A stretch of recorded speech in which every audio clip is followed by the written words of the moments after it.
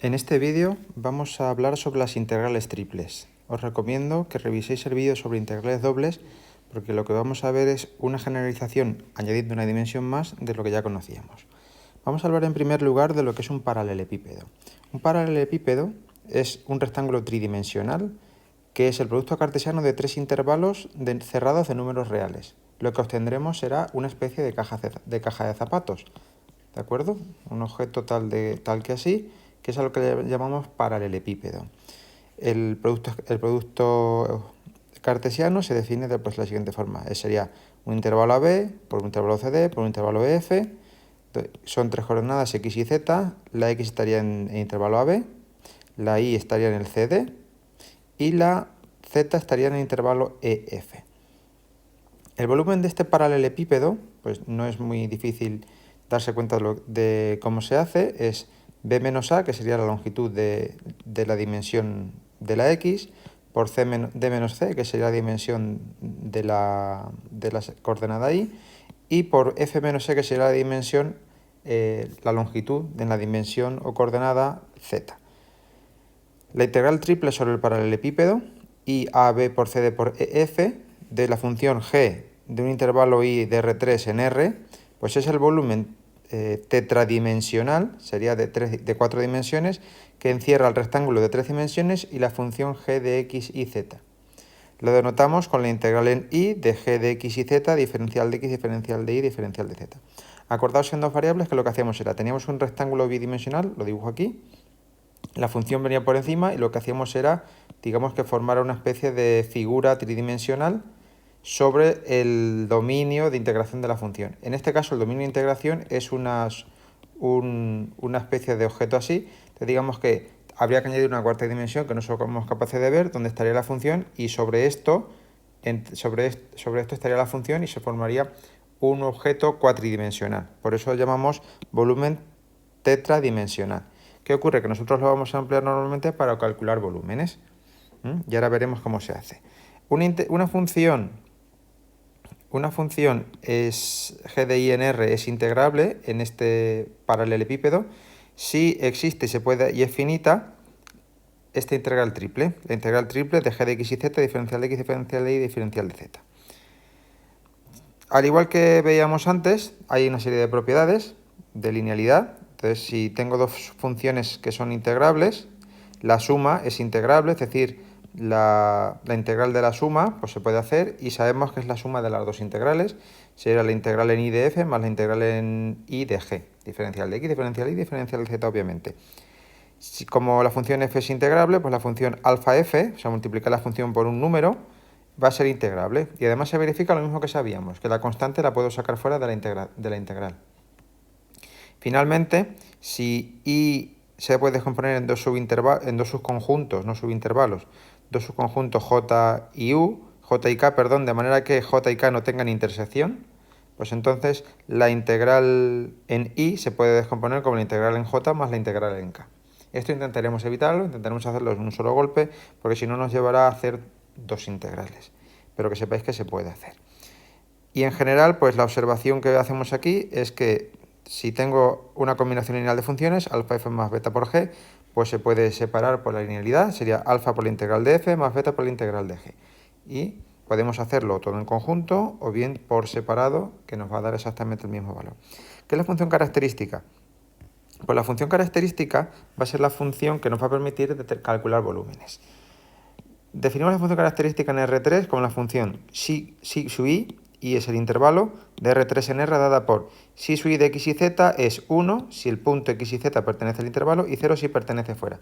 Esto es lo que nos va a permitir calcular los volúmenes de superficies tridimensionales o de objetos tridimensionales, porque serían cuerpos geométricos, objetos tridimensionales, como queramos llamarlo. Proposición. El volumen del paralelepípedo IAB por CD por EF se define como el volumen de I es la integral en I de la función característica. Esto, digamos que, acordad lo que hablábamos en dos dimensiones y lo que hemos hablado antes. Sería como poner el dominio y encima la función. Si encima la función es 1, pues lo que hacemos es, cuando tenemos dos dimensiones, será el área de esto por 1. O sea, el volumen valía lo mismo que el área. Pues ahora lo que vamos a hacer es lo mismo. Digamos que la integral esta, como esto vale 1, sería, digamos, el volumen de esta figura, de esta caja de zapatos, y altura cuatridimensional 1. Es decir, el volumen valdría lo mismo, el volumen tetradimensional valdría lo mismo que el volumen del recinto en el que lo estoy haciendo.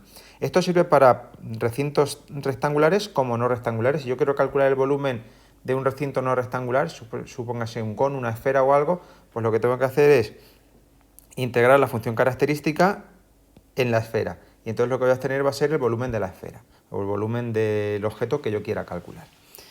¿Qué es el valor promedio? Pues el valor promedio, digamos que es, el valor promedio de una función es 1 partido del volumen del intervalo por la integral en la función. ¿Qué me viene a decir esto? Pues me viene a decir el valor promedio de la función. Porque si divido el volumen que genera la función entre el volumen del objeto tridimensional, estoy obteniendo un valor medio, estoy obteniendo una media para esta función. Esto normalmente no lo vamos a hacer, pero que lo sepáis. Integral iterada. Pues al igual que hacemos en dos variables, podemos definir la integral iterada. Tengo 3 variables, por tanto puedo hacer 6 integrales iteradas, que son las siguientes. Las anotamos con letras, digamos que el orden de los números que aparecen en cada una de las letras indica la variable por el orden de integración de cada una de las variables. La I321 significa primero la tercera, luego la segunda y luego la primera. La I123, pues primero la primera variable, que es la X, luego la tercera y luego la segunda. Y aparecen las 6. Aquí en este ejemplo pues se calcula una integral iterada, la I321, primero la Z, luego la Y, luego la X, pues se integra respecto de Z, se sustituye entre 0 y 3, vamos, lo que ya sabemos hacer más o menos. Se arregla, queda una función que depende de X y de Y, se vuelve a integrar respecto de Y, sale esto, se sustituyen por 0 y por 2, y finalmente me queda esta función, que la integro, y al final por lo que tengo es que la integral iterada vale 30. El teorema de Fubini, que ya conocemos para dos variables, lo que nos dice es que todas las integrales iteradas tienen el mismo valor, es decir, que me da igual el orden en el que yo haga la integración. La integral triple que queremos calcular coincide con cualquiera de las iteradas. Por tanto, tenemos la facilidad de integrar en el orden que queramos, porque sabemos que siempre va a dar el mismo valor. Ventajas que podemos tener a la hora de hacer integrales, pues que la función sea separable, que es la misma situación que ocurría en dos variables. Es decir, si una función la puedo separar como un producto de 3 funciones, cada una de una variable, ¿veis? La f de x y aquí faltaría la z, pues g1 de x, g2 de y, g3 de z. Entonces, si lo puedo separar como un producto de las 3 funciones, pues cuando haga la integral, como cada una de estas es constante respecto a la que estoy integrando, por ejemplo, estas dos son constantes respecto a la z, pues pueden salir de la integral y cada una se desplaza a su lado teniendo un producto de 3 integrales de una variable. Entonces es una ventaja que puedo hacer, siempre y cuando el recinto de integración pues tenga los extremos libres, es decir, que no dependan de las otras variables. Y en consecuencia debo estar integrando sobre un paralelepípedo, sobre un rectángulo tridimensional. Vamos a hacer algún ejemplo para que veamos cómo funciona esto. Bien, vamos a hacer esta integral. ¿Vale? Este es un ejemplo que he puesto yo. Será la integral en el recinto D, que sería este, que veis que es un rectángulo tridimensional, de x más y por el coseno de y por z, diferencial de x, diferencial de y, diferencial de z. Bien, el orden de integración vamos a hacerlo de la siguiente manera. Bueno, la integral en D de x más y por el coseno de y por z, diferencial de x, diferencial de y, diferencial de z, pues será igual. La integral, vamos a empezar con la x entre 0 y 1, después vamos a seguir con la y, de la integral entre 0 y 1, ahora le pondré los paréntesis, de la integral entre 0 y pi, pues de x más y por el coseno de iz, y ahora sería primero la z, cierro mi paréntesis, luego la y, pongo mi paréntesis y luego la x. Bien, vamos a empezar y lo primero que tenemos que hacer es integrar respecto a la variable z. Al integrar respecto a la variable z, lo que me sale es lo siguiente. Bueno, la integral entre 0 y 1, de la integral entre 0 y 1, y ahora ya abrimos el corchete. Si integro x, me va a dar x por z, más, y si integro esto, como la derivada de y por z es y que está aquí fuera, pues esto simplemente tengo que integrar el coseno y dejarle dentro lo que tiene. Vamos, esto es el seno de y por z. Seno de y por z. Y esto lo tengo que evaluar pues entre 0 y pi, que son las valoraciones que tenemos que hacer. Y ahora sería diferencial de y, le planto su paréntesis, diferencial de x. Sustituimos. Sustituyendo, esto me va a quedar la integral entre 0 y 1, de la integral entre 0 y 1. Y fijaos, si sustituyo por 0, me va a quedar 0 por x, que es 0, y seno de 0, que es 0. Por tanto, la sustitución en 0 provoca 0, no la voy a escribir. Si sustituyo por pi, me va a quedar pi por x, y aquí pi por y. Entonces me va a quedar pi por x más el seno de pi por y. Y esto, 0 entre paréntesis, sería diferencial de y, mi paréntesis, diferencial de x, y aquí le pongo el otro paréntesis. Seguimos. Esto ahora vamos a integrar respecto de la y, luego va a ser la integral entre 0 y 1. Aquí abro mi corchete e integro. Si integro pi por x respecto de y, pues será pi por x y por y. Y si integro el seno, pues digamos que esto va a venir del menos coseno. Pero fijaos, necesito el pi aquí, luego tengo que ponerlo y ponerlo dividiendo. El de arriba formará parte de la integración y el pi se quedará escrito. Luego esto va a ser menos el coseno de pi por y partido por pi. Y esto lo tengo que evaluar entre 0 y 1. Diferencial de x. Bien, si evalúo, digamos, sustituyo en 0, esto va a valer 0. Y como el coseno de 0 es 1, ¿vale? Esto lo que me va a quedar, pues, digamos que va a ser 1 partido por pi. Y sustituyo en 1, me queda pi por x, ¿de acuerdo? Y aquí el coseno de pi. Vamos a hacerlo despacito, porque este tiene un poquito más de miga. Abro un corchete, sustituyo, vamos a ponerle un corchete para diferenciarlo del paréntesis. Primero, y de aquí, en un paréntesis interior, pongo la sustitución en 1. Si sustituyo por 1, me queda pi por x, menos el coseno de pi partido por pi. Menos, y ahora aquí lo que me quedará, al sustituir por 0, me queda 0, menos el coseno de 0 partido por pi. Cierro el corchete, diferencial de x. Bien, esto sería igual. La integral entre 0 y 1, que me dejo los límites de integración. Entonces será la integral entre 0 y 1, y ahora ya vamos a dejarlo todo arreglado. Pi por x es pi por x. El coseno de pi es menos 1, luego esto da más 1 partido por pi. Y ahora sería menos 0, que es nada, y menos menos, el coseno de 0 es 1, pues esto vuelve a dar 1 por pi. Diferencial de x. Esto sería la integral entre 0 y 1. Lo arreglamos un poquito. Esto sería pi por x más 2 partido por pi. Y esto evaluado, bueno, diferencial de x, y ahora lo integramos. Y ya después sí que evaluamos. Pi x cuadrado partido por 2, más 2 partido por pi, y por x. Esto entre 0 y 1.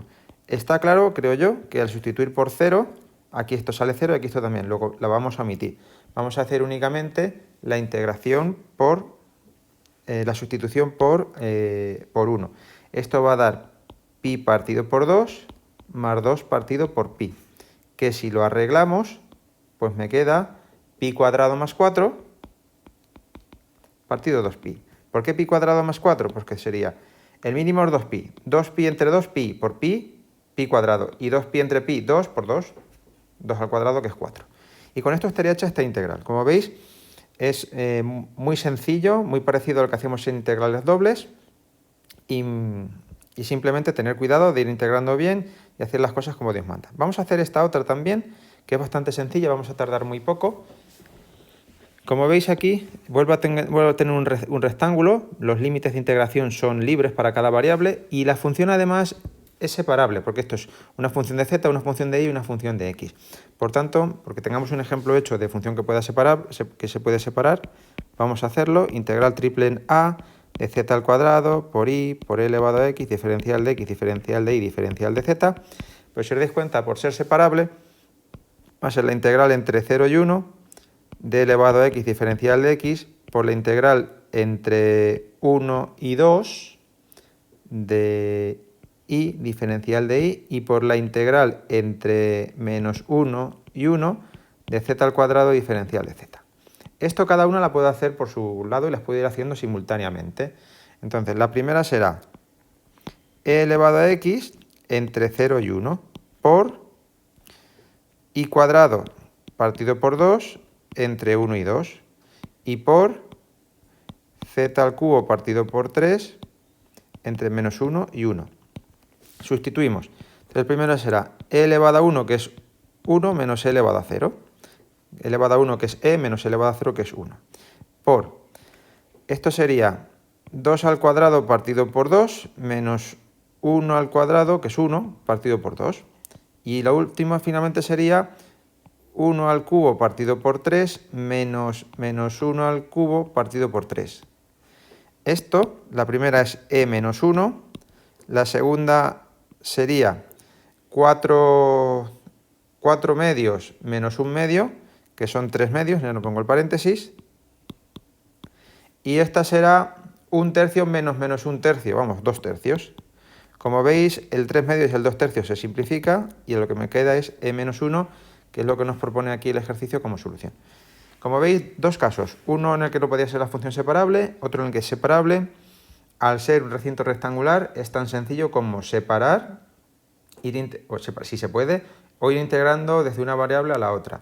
En la integral anterior podíamos haber cambiado el orden de integración, haber empezado por la x o haber empezado por la y. No hubiera pasado nada. ¿Qué ocurre? Que a veces la elección del orden de integración influye en la facilidad o dificultad del ejercicio, porque fijaos en el ejercicio anterior, vuelvo hacia atrás, si yo empiezo a integrar respecto de y, pues fijaos aquí la que tengo. Tengo aquí una aliada que para integrar esto puede ser bastante complicado. Habría que hacerlo por partes. Y aún haciéndolo por partes, pues no sería... A ver, no es muy complicado, pero digamos que sería más largo. Por tanto, antes de hacer la integral y lanzar, venga, voy a hacerlo con este orden, no. Pensar un poquito, pararos, mirar la función y a ver qué se puede hacer y en qué manera sale mucho mejor. Y con esto pues queda terminado este vídeo. Espero que os sirva.